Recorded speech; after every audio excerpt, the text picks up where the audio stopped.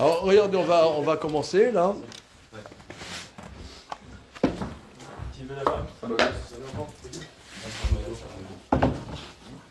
Donc, dans notre centre, on a étudié, là, depuis quelques semaines, voire un mois, 2 mois, des sujets relatifs à la terre d'Israël. C'est-à-dire, j'explique un peu.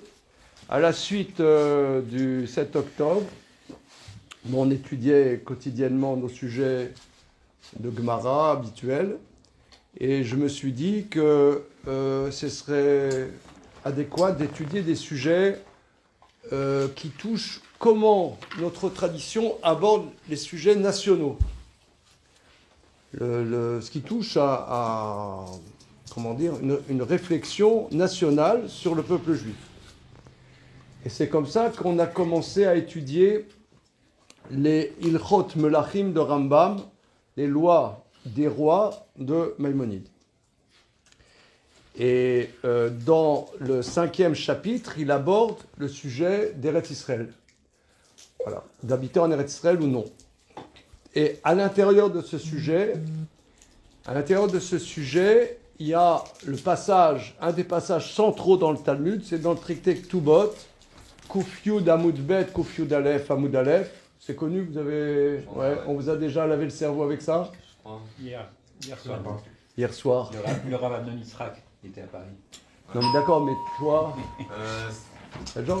Oui, dans tous les cours sur ce sujet, on parle, c'est la référence. Hein, moi, c'est celui-là ou c'est l'autre. On est obligé d'habiter en Israël, c'est la femme...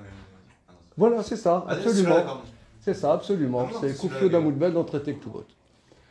Alors, nous, on va voir, est-ce qu'actuellement, ça a un sens d'aller habiter en Israël?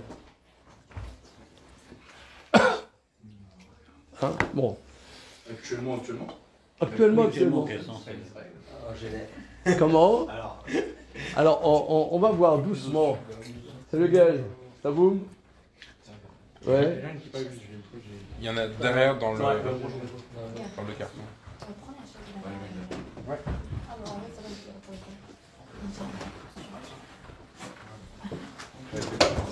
Alors,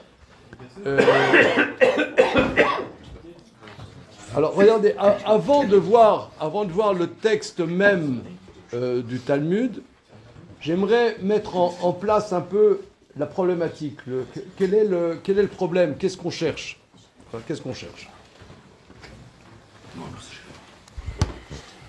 On sait que dans notre tradition, en vérité, la base du peuple d'Israël est d'habiter en terre d'Israël. C'est-à-dire que quand les enfants d'Israël sont sortis d'Égypte, il y avait 2 buts. C'est recevoir la Torah dans le Sinaï et aller en terre d'Israël et servir Dieu dans la terre d'Israël. Voilà, c'est ça le projet.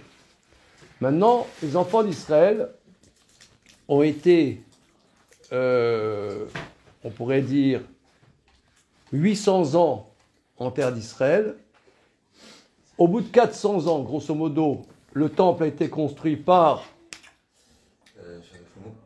Ouais, certes, par Salomon. 400 ans, 450 ans après, il y a eu la destruction du premier temple par Nabuchodonosor. Et les enfants d'Israël sont allés à Babel. Babel, grosso modo, c'est l'Irak et une partie de l'Iran actuel. Irak, voilà. Ok. Au bout de 70 ans, les prophètes avaient dit qu'au bout de... En particulier, le prophète Jérémie, qu'au bout de 70 ans, il retournerait en terre d'Israël pour construire le 2e temple. Avec Ezra, ils ont construit le 2e temple. Mais c'était une minorité du peuple juif. La majorité du peuple juif était restée à Babel, c'est-à-dire en Irak. Hein? Babel, c'est où, là, aujourd'hui, là? Quoi? L'Iran. Non, l'Irak. C'est entre... Comment? Voilà, c'est pas très loin de Bagdad. Hein, les ruines de Babel, c'est pas loin. Comment? Non. Non, Daesh, c'est plus au nord. C'est plus au nord. Hein, voilà. Ok. Après, les Perses vont se soulever avec ces Russes et renverser Babel. Ok, bon, d'accord. Alors, donc, la construction du deuxième temple, où c'était une minorité du peuple d'Israël qui était en Eretz Israël avec Ezra. Au bout, grosso modo aussi, de 450 ans, le deuxième temple a été détruit par Titus et les Romains. Et au bout, les enfants d'Israël sont restés encore un certain temps en terre d'Israël. Il y a eu, une centaine d'années après, la révolte de Bar Korba sous l'empereur Hadrien, qui a été... il y a eu des massacres terribles à l'époque d'Hadrien, oui. La révolte Bar Korba, elle s'est passée entre Pessah et Shavuot, non? Non, ça n'a rien à voir. Les élèves de Rabbi Akiva, c'est autre chose. C'est autre chose. Ok. Maintenant, au bout, disons, de 100 ans, 150 ans, 200 ans après la destruction du deuxième temple, le gros du peuple juif est en diaspora. Voilà, le gros du peuple juif est en diaspora. Et on sait que nous, tout le temps, dans la prière, on fait Birkat Amazon, on dit, voilà, Bonne Brachama, Yerushalayim, Amen. Voilà, tout le temps, on dit, reconstruis Jérusalem, ramène-nous en terre d'Israël, etc. Ok. Tout le temps, c'est un leitmotiv dans la vie juive. Voilà. Alors, aller en terre d'Israël, au fil des siècles, bien que la terre d'Israël était sous les Byzantins, la terre d'Israël était sous les Ottomans, etc., il y avait une espérance comme ça d'aller habiter en terre d'Israël. Et c'est comme ça qu'il y avait une petite minorité du peuple juif tout le temps en terre d'Israël. Il y a eu des grands maîtres qui ont fait leur possible pour habiter en terre d'Israël. Certains ont habité en terre d'Israël. Prenons par exemple Nachmanide, à la fin de sa vie, il est allé en Eretz Israël. Prenons par exemple Rabbi Yechiel de Paris. Vous connaissez Rabbi Yechiel de Paris? Oui. Oui, Rabbi Yechiel de Paris, donc c'était vers 1250. Vers 1250, il y a eu la grande brûlerie du Talmud, place de l'Hôtel de Ville, on appelle place de grève, c'est place de l'Hôtel de Ville. Après, avec 400 maîtres du Talmud, ils sont partis de France, ils sont allés en Eretz Israël. Voilà, ça s'appelle Aliyat HaRabbanim, la Aliyah des Rabbanim, vers 1250, 1260, etc. Ok. Ensuite, il y a 240 ans, grosso modo, 250 ans, il y avait deux très grands maîtres dans le peuple juif qui n'étaient pas complètement d'accord entre eux, le Baal Shem Tov et le Gaon de Vilna. Les élèves et du Baal Shem Tov et du Gaon de Vilna, il y a 200 ans environ, 220 ans, beaucoup sont allés en Israël, en particulier à Jérusalem. C'est eux qui ont créé par exemple Me'acharim. Me'acharim, en vérité, c'est des élèves du Gaon de Vilna qui ont créé Me'acharim. Aussi, voilà, donc là, donc il y avait toujours un espoir d'aller en terre d'Israël. Maintenant, au 19e siècle, ça c'est très important, les historiens appellent ça, c'est le siècle de la montée des nationalismes.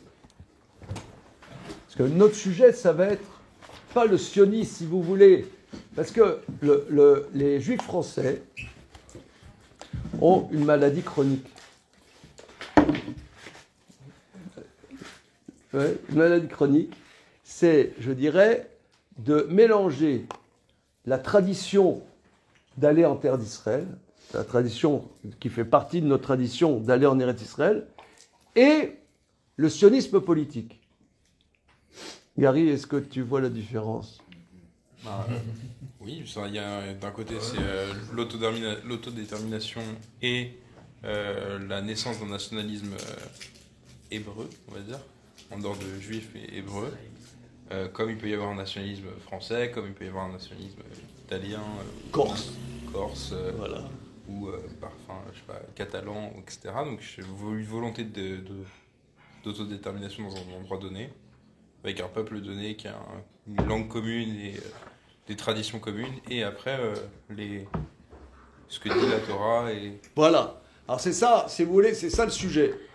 C'est ça le sujet ce soir. Comment ça s'articule? Est-ce que ça s'articule? Ça s'articule pas? Comment ça fonctionne ensemble ou ça fonctionne pas ensemble? C'est ça le sujet. Donc, effectivement, hein, comme tu viens de dire, il y a des nationalistes. Alors, les nationalistes, ça s'est beaucoup développé au XIXe siècle, parce qu'il y avait des grands empires au XIXe siècle, l'Empire austro-hongrois, l'Empire ottoman, le machin, et il y a des peuples qui voulaient, comme tu dis, s'autodéterminer. Par exemple, dans l'Empire austro-hongrois, il y a eu les Serbes, il y a eu les Tchèques, et il y a eu des renouveaux culturels. Par exemple, vous connaissez la Moldao de Smetana? Ouais, vous connaissez? Non, je connais pas. Parce que c'est Non. inspiré la Tikva. Ah, voilà, là, c'est C'est une très... légende, hein, c'est pas- Comment? Non, c'est pas une légende. Attends, regardez, je vais vous mettre la Moldao, là.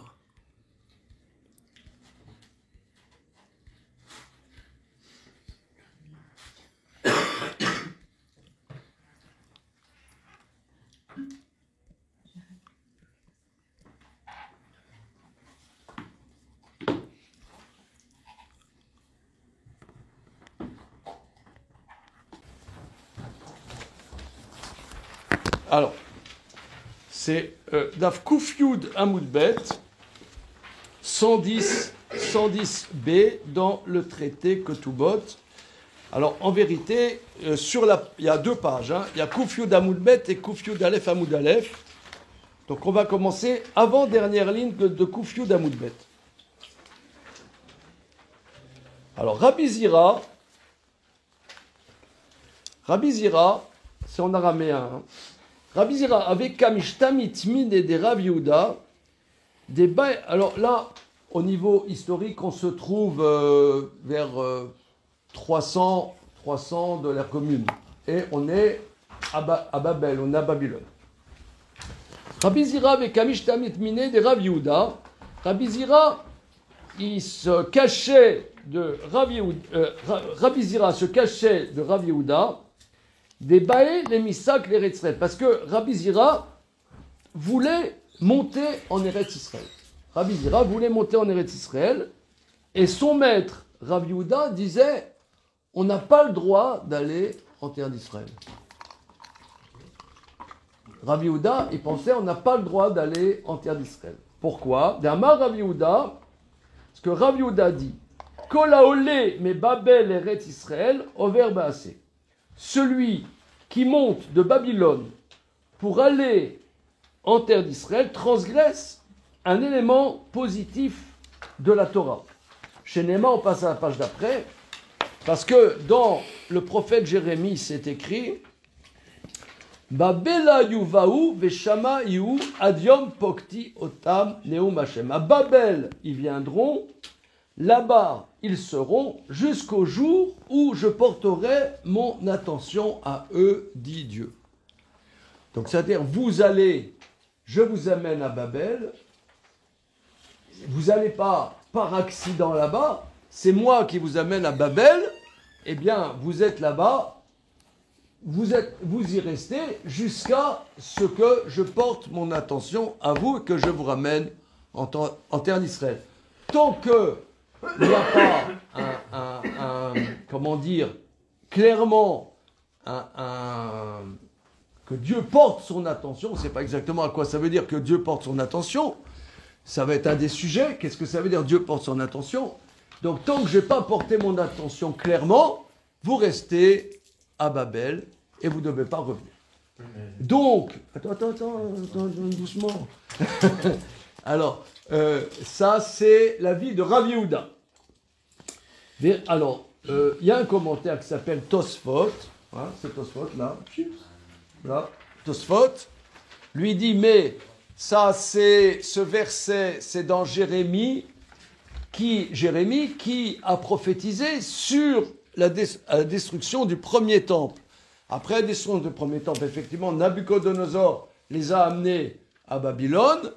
Mais après, les prophètes ont dit, dont Ezra, les 70 ans sont passés, on retourne en terre d'Israël. Il y a eu la construction du deuxième temple. Donc cette prophétie s'est arrêtée. Donc qu'est-ce que tu me ramènes, ce verset qui à l'époque, comme dirait Arafat, c'est caduc. Hein, donc, non, voilà. Voilà. Donc qu'est-ce que tu me ramènes ça? Réponse de Tosfot, en vérité, l'idée est la même. Lorsqu'il y a eu la destruction du deuxième temple, ça veut dire que c'est pas non plus un hasard. Il y a eu une volonté de Dieu qu'il y ait la destruction du deuxième temple. Il y a une volonté de Dieu qui est une diaspora. Et on attend que Dieu dise d'une manière ou d'une autre, avec des prophètes, ouais, on retourne à la maison. Voilà. Si à une heure, il n'y a plus de prophétie, ça va être dur. Comment? À une heure, il n'y a plus de prophétie, ça va être dur. Ah, peut-être il y aura. Oui. Peut-être il y aura la prophétie, ou peut-être que Bibi Netanyahou est prophète. Non, je ne sais pas. Je ne sais pas qui est prophète. Qui se dévoile alors. Alors, alors, en tout cas, quoi qu'il en soit, ça c'est la vie de Rav Yehuda. Et Rabbi Zira, qu'est-ce qu'il va faire de ça? Rabbi Zira, puisque Rav Yehuda, il a l'air d'avoir raison, il a un verset avec lui, il faut rester à Babylone jusqu'à nouvel ordre, jusqu'à ce qu'on dise reviens à la maison. Donc, qu'est-ce que Rabbi Zira, comment il va répondre? Lui répond, c'est une réponse en réalité cinglante. Aou Bekli Sharet Ketib. En vérité, le verset ne parle pas du peuple juif, mais parle des ustensiles du temple que Nabuchodonosor a exilé les enfants d'Israël, mais a exilé aussi les ustensiles du temple. Alors ça parle pas du peuple juif, ça parle des ustensiles du sang. Et Rav Yehuda, alors donc là, si vous voulez, c'est le match de ping-pong. L'un il a un verset, l'autre il répond. Et Rav Yehuda, qu'est-ce qu'il va faire alors? Rav Yehuda, qui dit qu'on doit rester à Babylone, il dit Kra arachina keti kra arachina. Il y a un autre verset. Alors, le verset se trouve dans le Cantique des Cantiques. Alors, je vais vous lire le verset. De quoi ça parle? Je connais le verset, enfin. Alors, une seconde. Je vous jurerai, fille de Jérusalem. Alors,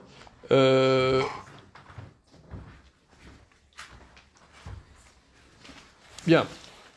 C'est le deuxième chapitre de Cantique, deuxième chapitre du Cantique des Cantiques, qui dit comme ça, je vous ai fait jurer, fille de Jérusalem, par les gazelles et par les biches des champs, n'éveillez pas et ne réveillez pas l'amour avant qu'il ne se désire. Donc, dans le Cantique des Cantiques, il y a un amour entre le fiancé et la fiancée, le fiancé et la fiancée. Le fiancé, ça représente Dieu. La fiancée, c'est le peuple d'Israël. Et il y a une crise. Il y a une crise entre... ils sont énervés entre eux. Alors, le verset dit, fille de Jérusalem, fille de Jérusalem, Jérusalem, c'est Israël, les filles de Jérusalem, ce sont les nations du monde. Je vous ai fait jurer, filles de Jérusalem, avec les gazelles et les biches des champs, n'éveillez pas, ne réveillez pas l'amour avant qu'il ne se désire. C'est-à-dire que on est énervé entre nous, entre Dieu et les enfants d'Israël. On s'est énervé. Force pas la situation. Si tu me... Attends que la colère passe. Mais ne cherche pas à forcer la situation, sinon, je vous ai fait jurer avec les gazelles et les biches des champs. Alors, on va voir qu'est-ce que ça veut dire, les gazelles et les biches des champs. On va voir qu'est-ce que ça veut dire. Car je vous ai fait jurer de ne pas forcer la situation. Pas forcer la situation. Attends que l'amour revienne. C'est comme, par exemple, il y a des gens, ils s'énervent entre eux. Il y a une colère. Alors, attends que ça décante. Si tu viens trop tôt, tu vas mettre de l'huile sur le feu. Attends que ça s'apaise et que la personne revienne vers toi. On s'est énervé, on s'est mis en colère. ne force pas la situation, ça va pas être bien. Ça va pas être bien. Ça, c'est ce que pense Rav Yehuda. Dieu a détruit le temple, il s'est mis en colère, laisse les choses faire. Attends, ça va venir, mais il ne faut pas forcer la situation. Ça, c'est la réponse de Rav Yehuda. Et Rabbi Zira, qu'est-ce qu'il va faire Rabbi Zira? Rabbi Zira, lui, il va répondre à où les Kédé Rabbi Yossi et Rabbi Hanina. Je suis la première ligne large de la page du verso. À où mais va y aller les Kédé Rabbi Yossi et Rabbi Hanina, de Amar, Gimel Shvuat Alalou Lama. C'est 3 serments, parce qu'en vérité, c'est écrit dans le Cantique des Cantiques, 3 fois, ce verset est écrit, plus ou moins avec une petite nuance, 3 fois. Pourquoi c'est écrit « Je vous ai fait jurer, fille de Jérusalem, n'éveillez pas et ne réveillez pas l'amour avant qu'il ne s'éveille lui-même ». Pourquoi 3 fois? Achat, une fois. Shelo Yalou Israël Bachoma. Que Israël, il y a un serment que Israël ne monte pas par la force.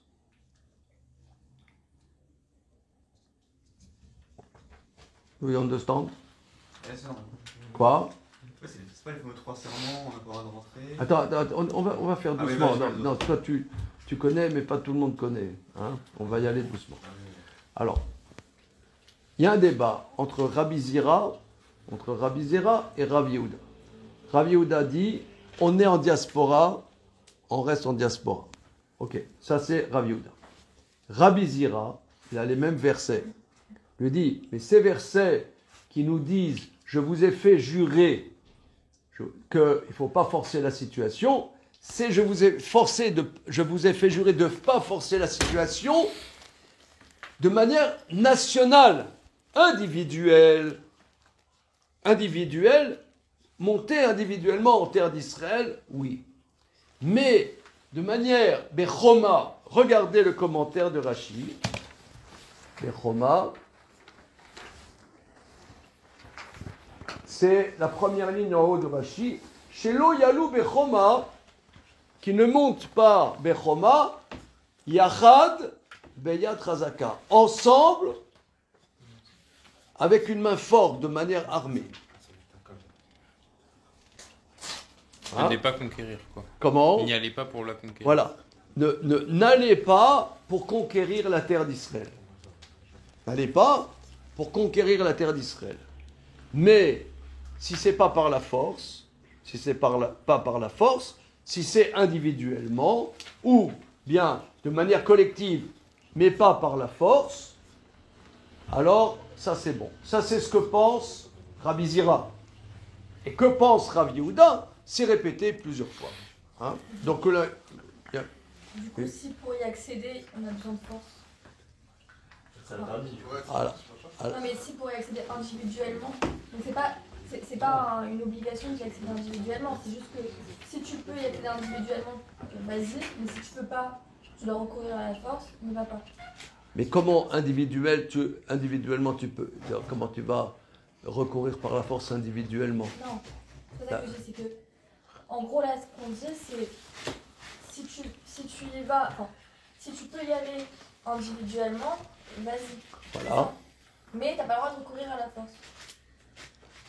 Alors, de manière collective, sans la force, oui. Non, individuellement par la force, ça n'a pas vraiment de sens. Mais Non, pas par la force. Mais ce que je dis, c'est que en fait, c'est juste par la force qui est interdit. voilà. C'est de façon collective. Mais, si vous voulez, on va voir, hein. Mais on va voir qu'est-ce que ça signifie.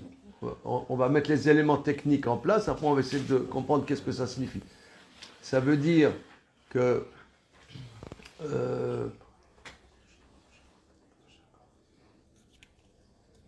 monter, ça veut dire même collectivement, hein, d'après Rashi, d'après le commentaire Rashi, on va collectivement, on achète par exemple des terrains, c'est ce qui s'est passé.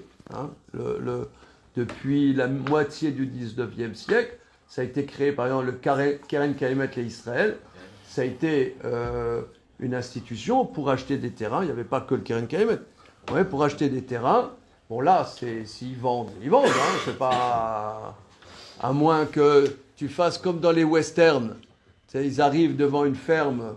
Ouais, on veut acheter ton terrain. Ce terrain n'est pas à vendre. C'est le terrain de mes parents, de mes grands-parents. Schlack! On veut t'acheter le terrain. Ce terrain n'est pas à vendre. Schlack! Bon, ça, c'est pas bon. Mais vous avez vu des westerns comme ça? Alors, maintenant, si c'est donc ça s'est passé par en achetant, voilà, en achetant.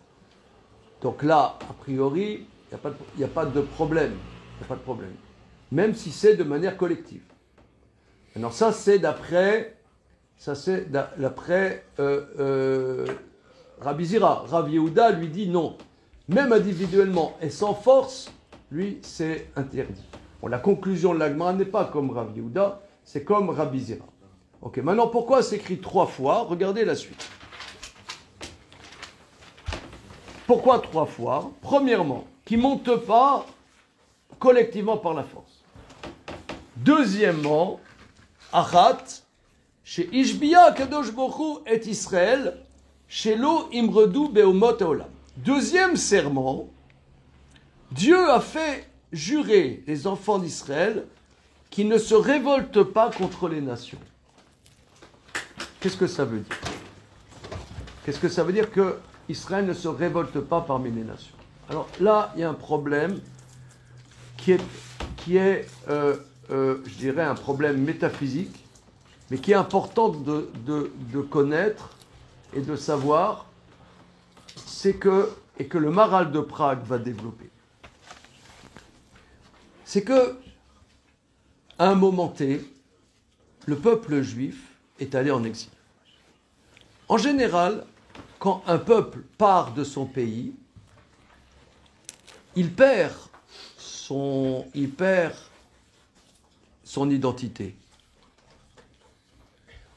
Un peuple, comment ça se fait que le peuple juif est parti, disons, d'un point de vue national, collectif, ça fait 2000 ans d'Israël, même plus, puisque la majorité du peuple juif est allé en Irak avec la destruction du premier temple, et avec toutes ces pérégrinations, a gardé une identité juive.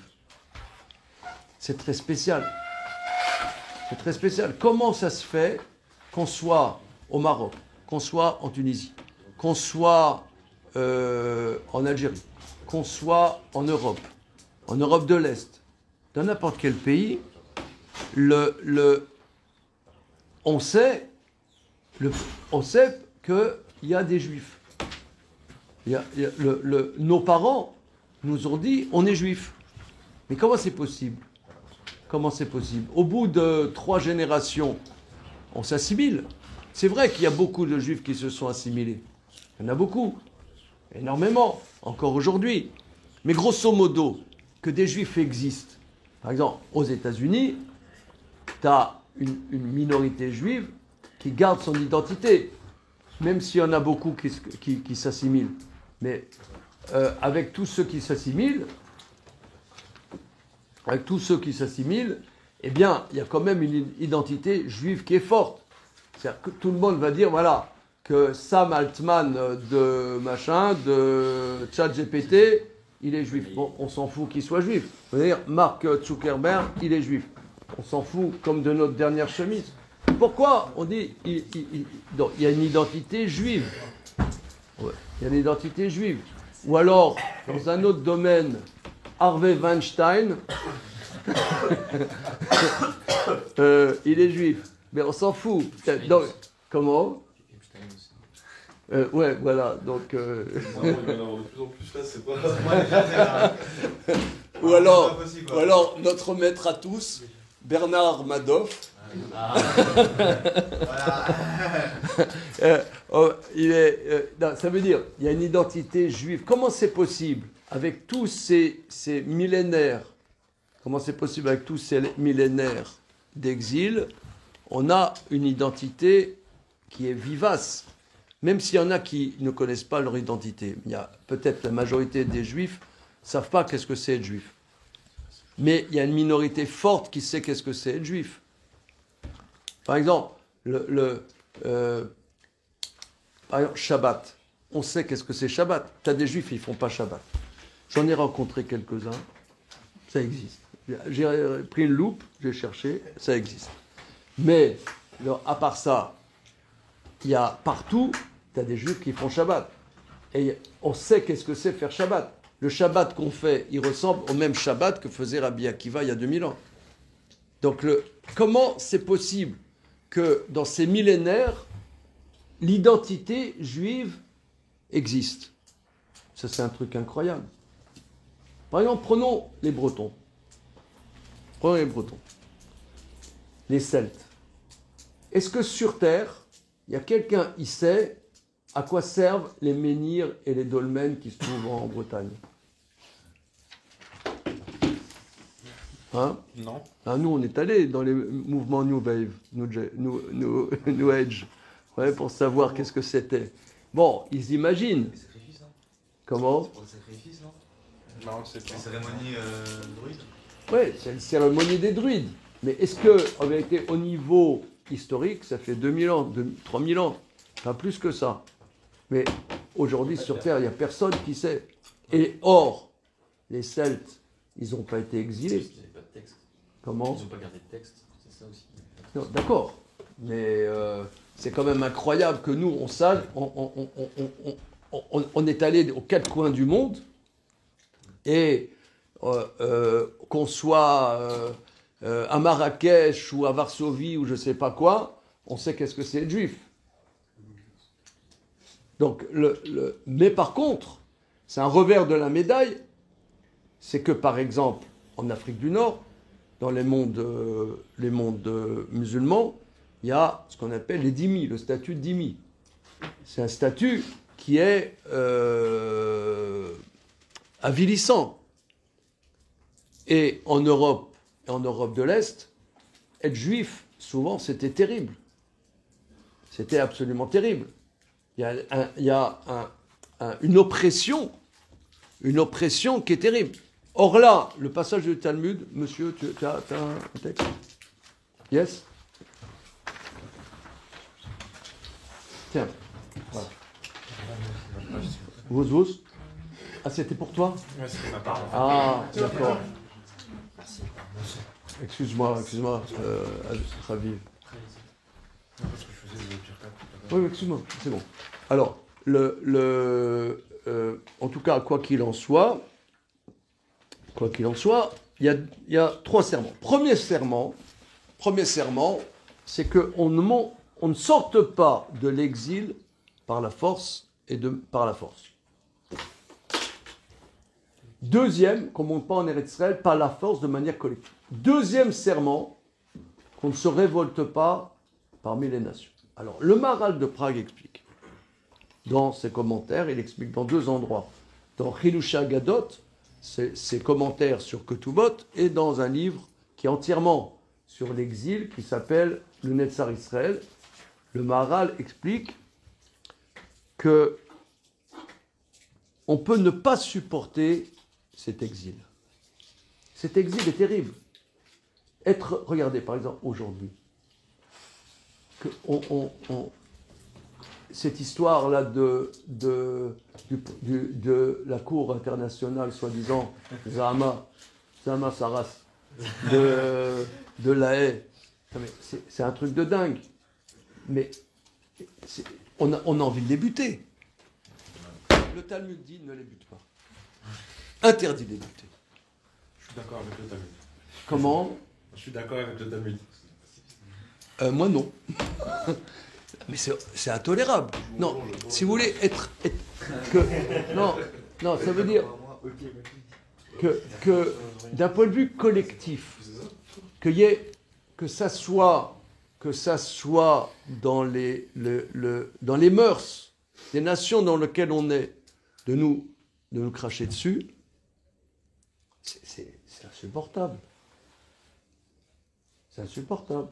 Mon père m'a dit qu'avant, mon père est né en Pologne. Quand il est né en 1924. Quand il avait 3 ans, ses parents sont venus en France. Ok. Donc en 1927, ils sont venus en France.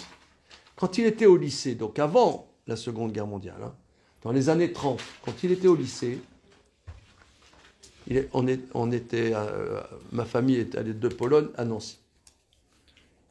Et au lycée, quand il sortait du lycée, il se faisait tabasser dans les années 30 par des Français, par ses copains de classe, parce qu'ils étaient juifs. Parce qu'ils étaient juifs.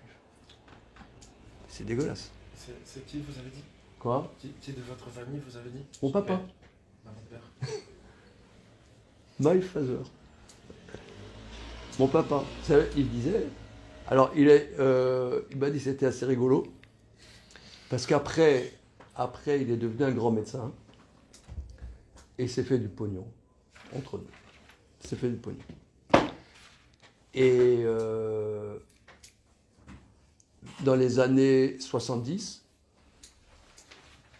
ils se sont fait construire une super baraque, mes parents. La baraque de monsieur le docteur, tu vois, la super baraque. Et il m'a dit, il y avait un plombier qui mettait, tu vois, qui mettait les radiateurs. Et bon, il mettait les conduits là, et c'était un chaouche de mon père. Il le payait pour mettre les conduits, tu vois, des toilettes. Et mon père, il le regarde. Il était par terre en train de mettre des tuyaux. Il dit, mais c'était le meneur de ceux qui le tabassaient quand il était gosse. Il avait envie de mettre le pied dessus. Tu vois, comme les choses sont faites, il m'a dit, il avait envie vraiment de lui donner un coup de pied au derrière, qu'il allait se ramasser par terre, quoi. C'était le type, le meneur il n'avait pas reconnu le type. Mais lui, mon père, il l'avait reconnu. Mais c'est terrible, cher. Tu fais rien, tu es un bon citoyen, et tu te fais cracher dessus. C'est terrible. Alors, le Talmud dit, un serment de ne pas se révolter contre les nations. Ça, c'est...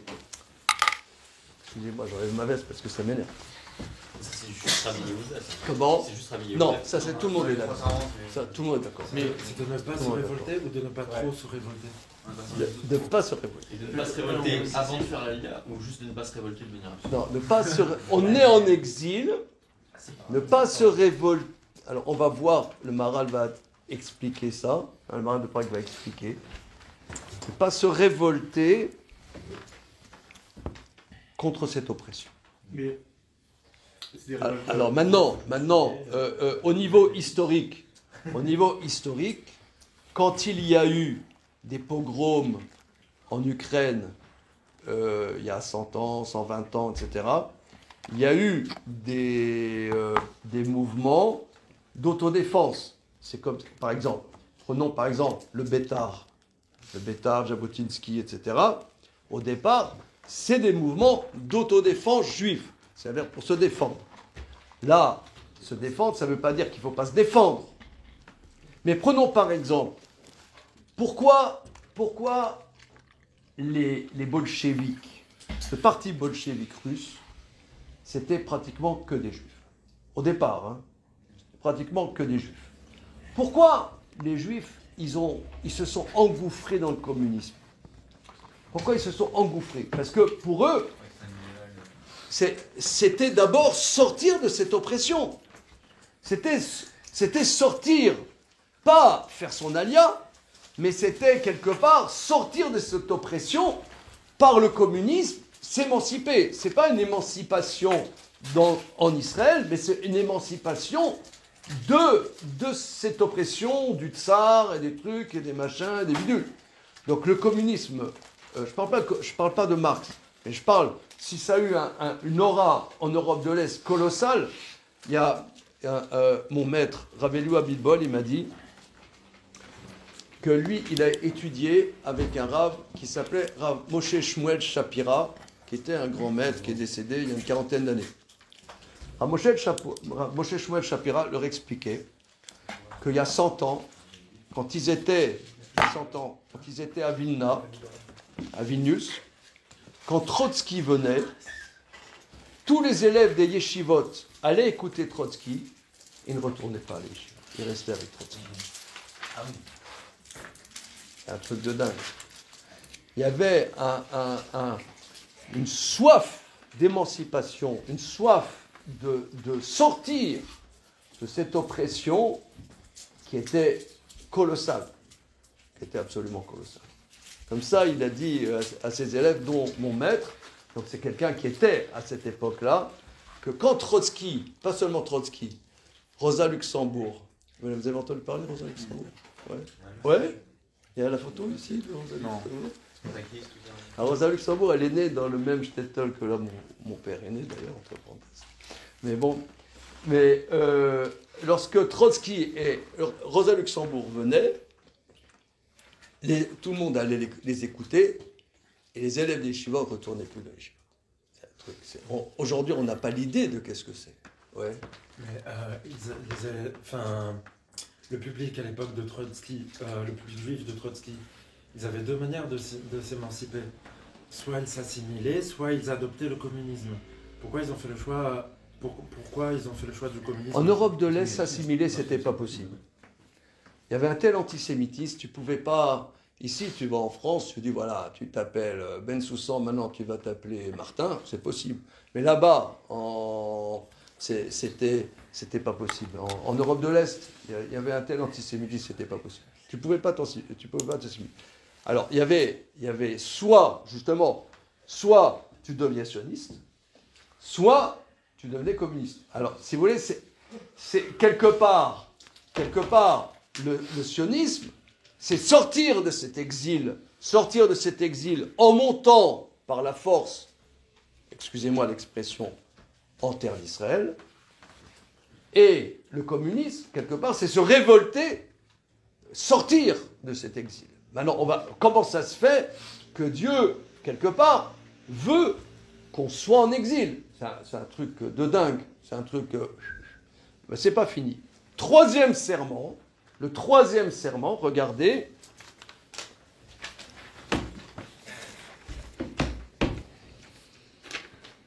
Ve'achat, c'est la troisième ligne large.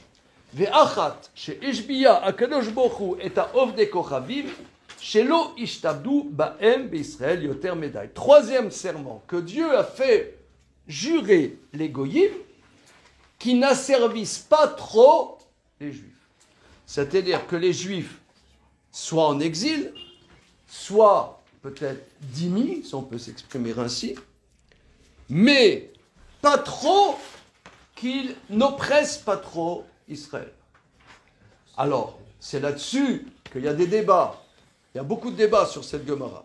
Il y en a qui disent que comme... D'abord, il faut comprendre qu'est-ce que ça veut dire que Dieu a fait jurer Israël. Qu'est-ce que ça veut dire que Dieu a fait jurer Israël de ne pas monter de manière collective par la force en terre d'Israël. Qui c'est qui a juré ça? Vous connaissez quelqu'un qui a dit oui à ce serment? Deuxièmement, Dieu a fait jurer Israël qui ne se révolte pas contre les nations. Vous connaissez un juif qui a eu une grande assemblée où on a dit vous jurez, vous dites oui. Et troisièmement, Dieu a fait jurer les goyim qui ne servissent pas trop les juifs. Est-ce que vous avez vu les goyim, ils ont juré ça? Parce qu'il a rassemblé le monde entier. Ouais, les Patagons pour que... Alors, le Maharal de Prague explique. Le Maharal de Prague explique comme ça. Que Dieu, pour une raison qu'il faut définir, qu'il faut méditer, a voulu qu'on aille en exil.